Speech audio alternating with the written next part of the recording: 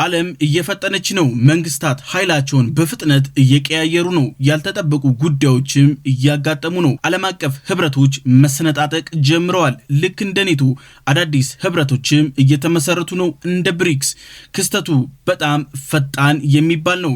ኢኮኖሚያዊ፣ ወታደራዊ ሂደቶች፣ ጦርነት ስምምነቶች እንዲሁም የሴራ ፖለቲካዎች በፍጥነት እየተከናወኑ ነው። ይህ የመጪው ዘመን ምጥ እያፋፋመ ነው። አሁን አዲስ ዓለም ስርዓት ለመፈጠር ጫፍ ላይ ደርሷል። አሮጌው ላለመሞት እየተፍጨረጨረ ነው። አሁንም የዓለም መልክ እየተቀያየረ ነው። ሀያላን በኢኮኖሚ፣ በቴክኖሎጂ፣ በወታደር ሀያልነት እንዲሁም በስልጣን ሀያል ልዕለ ሀያል ሆኖ የመውጣት ፍትጊያ ውስጥ ናቸው። አሜሪካ፣ ቻይና፣ ሩሲያ፣ ኢራን፣ እስራኤል ፍትጊያውን አቀጣጥለውታል። ኮሎኒያሊዝም አሁን ፍልሚያ ውስጥ ገብቷል። ሰላም ጤና ይስጥልን የሐሳብ ዴሊ ቤተሰቦቻችን፣ በዛሬው የምንመለከተው ስለ መካከለኛው ምስራቅ ጦርነት ነው። ይህ ጦርነት ሆርሙዝን ሙሉ በሙሉ ዘግቶታል። አሁን ተጨማሪ ሰርጦች መዘጋት ጀምረዋል። በዚህም የተነሳ ፍትጊያው ወደ ኢኮኖሚያዊ እንዲሁም ቀጥተኛ ጦርነት ሊያመራ ይችላል። ቻይናና አሜሪካ ተፋጠዋል። አሜሪካ ሆርሙዝን ዘግታ ከኢራን ወደ ቻይና የሚሄደውን ከግማሽ በላይ የሚሆነውን ነዳጅ አሜሪካ አግተዋለች። ቻይና ተቃውሟን አሰምታለች። በፊትም ዝግ የነበረውን ሆርሙዝ አሁን አሜሪካ በሁለተኛ አጥር ዘግተዋለች። አሜሪካ አሁን ደግሞ ከ80% በላይ ሸቀጣሸቀጥ የሚተላለፍበትን የባህር መተላለፊያ ተቆጣጥራለች። አሜሪካ ማላካ ስትሪትን ተቆጣጥረዋለች። አሜሪካ በኢንዶኔዥያ ጋር ተፈራርማለች። ፔንታገን እንደ ታላቅ ድል ቆጥሮታል። ኢንዶኔዥያ ባህርና አየርን የመቆጣጠር አቅም ለአሜሪካ ይጨምረላታል። ማላካ ወሳኝ የተባለች መተላለፊያ ነች። A defense deal was announced later. Under this deal, US military aircraft will get increased operational access to Indonesian airspace. On paper, it says deeper defense cooperation. But here's where it gets interesting. It could enhance Washington's surveillance and operational reach over the Malacca Strait. አሜሪካ በማላካ ሙሉ በሙሉ ቅኝት ለማካሄድ ጀምራለች። 40% የሚሆነው ዓለም አቀፍ ንግድ በዚህ ቦታ ነው የሚተላለፈው።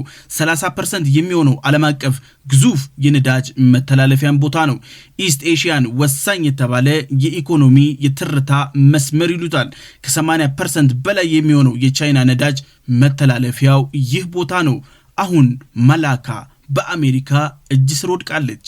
ቻይና ቤጂንግ የአሜሪካንን አካሄድ አጣብቀኝ ብላ ጠርተዋለች። ስትራቴጂካል ቅኝትን መሰረት ያደረገ እንቅስቃሴ ነፃነት ላይ ትኩረት ማድረግ ጀምሯል። በዚህም የተነሳ ቻይና አሁን ስጋት ገብቷታል። ዋሽንግተን በዚህ መልኩ እየገለጸችው ነው። የተደራረበ የስትራቴጂካል አጥር እየሰራው ነው ብላለች። ቻይናን ከቬንዙዌላ አሜሪካ ገፍታታለች።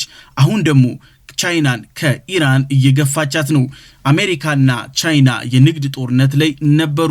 በዚህም አለመስማማታቸው የተነሳ ቻይና ጠንካራ ልዕለ ኃያል መሆኗ ተረጋግጦ ነበር። አሁን የቻይናን እንቅስቃሴ እጆች መቁረጥ አሜሪካ ጀምራለች። ከቬንዙዌላ ሰፊ የተባለ ነዳጅን የምታገኘው ቻይና አሁን ቬንዙዌላን አሜሪካ ተቆጣጥራለች። አሁን ደግሞ ከኢራን ወደ ቻይና የሚሄደውን ነዳጅ አግተዋለች። በሶስተኝነት ደግሞ አሜሪካ ማላካ ስትሪት ላይ ደርሳለች። አሜሪካ በረቀቀ መንገድ ቻይናን እየከበበች ነው። ተጽዕኖዋን ለመቀነስም እየሞከረች ነው። የቻይናን ኢኮኖሚ የማገድ እንቅስቃሴ አሜሪካ ጀምራለች።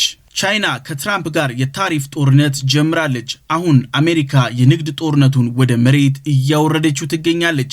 ቻይና ነዳጇን እንዳትሸምት የማድረግ ኢኮኖሚውን የማዳከም እንቅስቃሴ ነው። በዚህም የተነሳ አሜሪካ ቻይና ከተዳከመች የንግድ ታሪፍ ጦርነቱ ትሸነፋለች የሚል እምነት አለ። የቻይና መዳረሻ ኮሪደሮችን በአሜሪካ ቁጥጥር እንዲደረግባቸው በማድረግ ላይ ትገኛለች። አሜሪካ ታይዋንን በማስታጠቅ ቻይናን የግዛት አንድነት ላይ ብቻና ብቻ እንድታተኩር የማድረግ ሂደት አለ።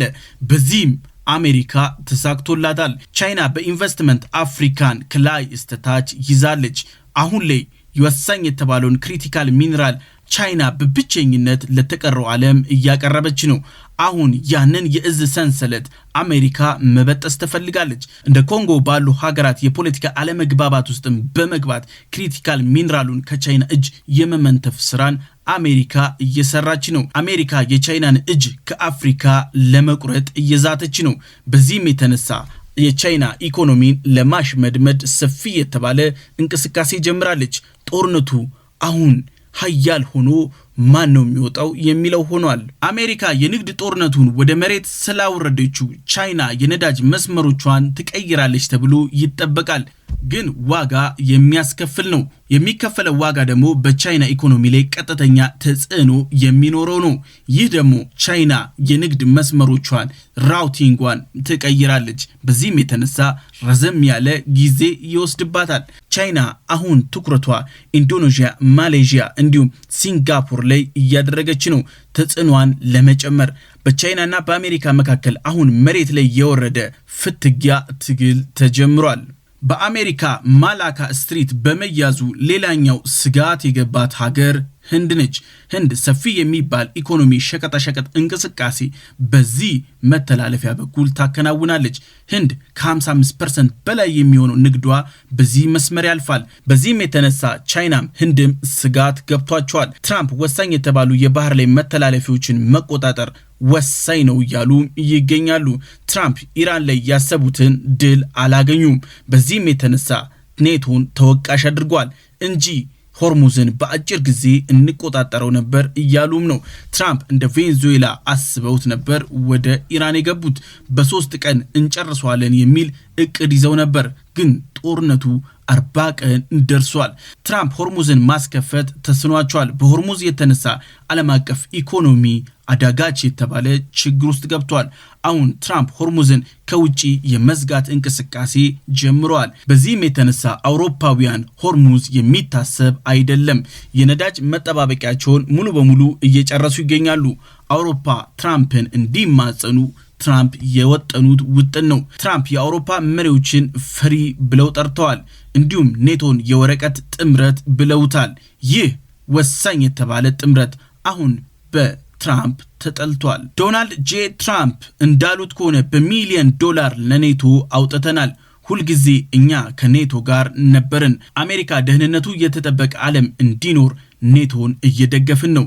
አሁን አውሮፓ ሊረዳ የሚገባው ይህንን ነው ብለዋል ዶናልድ ጄ ትራምፕ። We spend hundreds of billions of dollars a year on NATO, hundreds of protecting them, and we would have always been there for them, but now based on their actions, I guess we don't have to be, do we? እስራኤል በመካከለኛው ምስራቅ ትጠፋለች፣ ቀጣይ የሚጠፋው አውሮፓ ይሆናል እያሉ ነው። ያ ማለት በትራምፕ አነጋገር ራሻን ፈተን እንለቅባቸዋለን እንደማለት ነው። Israel will be gone, the Middle East will be gone, and then they're coming for Europe. And I have to tell you, I'm very disappointed in NATO. ትራምፕ በኔቶ በጣም ቅር ብሎኛል ይወቀው ብለውም ተናግረዋል። ኔቶ አልረዳንም፣ እኛም በቀጣይ እናስብበታለን ብለው በትሩዝ ሶሻል ሚዲያቸው ላይ አጋርተዋል። በዚህም የተነሳ አውሮፓ ጉዳዩን እያጤነው ይገኛል። በዚህም የትራምፕ ክስ የተነሳ የኔቶ ዋና ጸሐፊ ዲፕሎማቲክ በሆነ መንገድ ትራምፕን ለማነጋገር ወደ ኦቫል ኦፊስ አቅንተዋል። ትራምፕ እስከዛሬ በትሪሊየን ዶላር የሚቆጠር ለኔቶ አውጥተናል። ኔቶ ይህንን እያደረግንለት ያለ ነው ራሻን አቅቦ እንዲያስቀር ነው፣ የአውሮፓን ደህንነትም እንዲያረጋግጥ ነው ብለዋል። We spend trillions of dollars on NATO to help them guard really against Russia. When you think of it, we're guarding against Russia. And I've long thought it was a little ridiculous, but we spend trillions of dollars doing it, and I think that's going to be under very serious examination. ግን የኔቶ ዋና ጸሐፊ ትራምፕን ለማግባባት ሞክረዋል። የኔቶ አባል ሀገራት 2% ብቻ ከጂዲፒያቸው ያዋጣሉ። ዶናልድ ጄ ትራምፕ በሁለተኛው የስልጣን ዘመናቸው ወደ ስልጣን ሲወጡ መጀመሪያ የሰሩት ይህንን መዋጮ ወደ 5% ማሳደግ ነበር። ትራምፕ ከኢራን ጋር እየተዋጉ በነበረበትም ወቅት አሁን ኔቶ ይረዳናል የሚል መተማመኛን ይዘው ነበር። ኔቶ የሚተዳደርበት መተዳደሪያ ይህንን ይላል። አንድ አባል ከተጠቃ ሁሉም አባላት አብረውት ይዋጋሉ ይላል። በዚህም የተነሳ ትራምፕ ከኢራን ጋር የነበራቸውን ጦርነት ኔቶ እንዲያግዛቸው ጠብቀው ነበር። ግን ይህ ሊሆን አልቻለም። ኔቶ ከአሜሪካ ጋር ሲጋጭ የመጀመሪያው ግን አይደለም። አሜሪካና ኔቶ ብዙ ጊዜ ተላትመው ያውቃሉ። በኢራቅ ጦርነት ፈረንሳይ፣ ጀርመን ራሳቸውን አግልለው ነበር። በሁለተኝነት ደግሞ የሚጠቀሰው ይህ ነው። ፈረንሳይ፣ ስፔን አሜሪካ ሊቢያን ለማፍረስ የሄደችበትን ሂደት አልደገፉም። ኔቶ በዚህም የተነሳ ከአሜሪካ ጋር የከፋ ውዝግብ ውስጥ ገብቶ ነበር። ትራምፕ ኔቶን ጥለው እንደሚወጡ እየማሉ እየተገዘቱ ነው። ይህ በየቀኑ የትራምፕ አንደኛው ተግባራቸው ሆኗል። ትራምፕ ኔቶን ለምን ይህን ያክል ጠሉት? እውነት በኢራን ጦርነት ስላልተሳተፈ ብቻ ነው ወይ? ከሆነስ ትራምፕ እንደዛቱት ለምን አልወጡም የሚለው አሳሳቢ ነው። ዶናልድ ጄ ትራምፕ በግልፍተኝነታቸው የሚታወቁ ናቸው። ቬንዙዌላም ኢራንም ዘለው የሚገቡት በግልፍተኝነታቸው ነው። ለምን አሁን በግልፍተኝነታቸው ኔቶን ጥለው አይወጡም? ይህ ወሳኙ ጥያቄ ነው። ዶናልድ ጄ ትራምፕ ኔቶን ለቀው መውጣት ቢፈልጉም ግን ሕግ ያግዳቸዋል። ኮንግረሶች የግድ መስማማት አለባቸው። ትራምፕ ይህ ካልሆነ ኔቶን ነቅነቅ ብለው መውጣት የማይችሉ ይሆናል። ትራምፕ የያዛቸው ሕግ ነው እንጂ በእሳቸው ውሳኔ ብቻ የሚከወን ቢሆን ድሮ ወጥተው ነበር። አሜሪካ ከኔቶ መውጣት ራሷን አሜሪካንን ነው የሚጎዳት። አሜሪካ ስትራቴጂካል የተባሉ የጦር ቤዞች በቀጠናው ይዛለች። ይህንን ደግሞ መያዝ የቻለችው በኔቶ ውስጥ በመሆኗ ነው። ያ ማለት የአሜሪካ ፓወር ደካማ ይሆናል ከኔቶ የምትወጣ ከሆነ። በራሻ ላይ የያዘችው የጂኦግራፊ የበላይነትን ያሳጣታል። ኔቶ በሰፊው እየሰራ የሚገኘው ራሻን የማጠር ነው። አሜሪካ ከዚህ ህብረት የምትወጣ ከሆነ አሁን ራሻ የምታድግ ትሆናለች። ምናልባትም አውሮፓን ልትቆጣጠር ትችላለች። በዚህም የተነሳ የመጀመሪያ ተጎጂዋ ራሷ አሜሪካ ነች። አሜሪካ በኔቶ ላይ ከሪፎርም የዘለለ ጉዳይ እንዲኖር አትፈልግም። ትራምፕ ግን በተቃራኒው መውጣት ይፈልጋሉ። ይህ ትራምፕን ከኮንግረሶች ጋር የሚያፋልማቸው የሚያፋጥጣቸው አንደኛና ዋነኛም ጉዳይ ነው። ትራምፕ ኔቶን መተቸታቸው ፖለቲካዊ ጠቀሜታ አለው። ለአሜሪካ ኔቶ በስጋት አሁን ላይ ይገኛል። በዚህም የተነሳ መዋጮን እየጨመረ ይሄዳል። በዚህ መዋጮ ደግሞ አሜሪካ ተጠቃሚ ነች። የኔቶ መዋጮ ተሰብስቦ መሳሪያ፣ ተተኳሽ፣ አውሮፕላን፣ ተዋጊ ጀቶች፣ ትጥቆች በሙሉ የሚገዙት ከአሜሪካ ነው። አሜሪካ በዚህ ንግድ ከፍተኛ የተባለ ኢኮኖሚያዊ ጥቅም ታገኛለች። አሁን ይህንን ጥቅም ሊያሳጣት ይችላል። አውሮፓ አሁን ሌላኛው ስጋቱ ይህ ነው። ዶናልድ ጄ ትራምፕ ግልፍተኛ ስሜታዊ መሪ እሳቸውን በስጋትነት እየተመለከተ ነው። በዚህም የተነሳ አውሮፓ አሁን ስጋት ይዞታል። አሜሪካ አብላጫ ወታደር በኔቶ አላት፣ አብላጫ ባጀትም። ኔቶ እዝ ሰንሰለቱ ከላይ እስከታች በአሜሪካውያን የተያዘ ነው። በዚህም የተነሳ የአውሮፓ ህብረት ሰዎች ስጋት ገብቷቸዋል። ትራምፕ ኔቶን ቢያዙት፣ በኢራን ላይ ቢያዘምቱት አባል ሀገራቱ ባላመኑበት ጉዳይ እንዲዋጉ ይገደዳሉ። አውሮፓ የኔቶን አመራር መዋቅር ሪፎርም እንዲደረግ ይፈልጋሉ።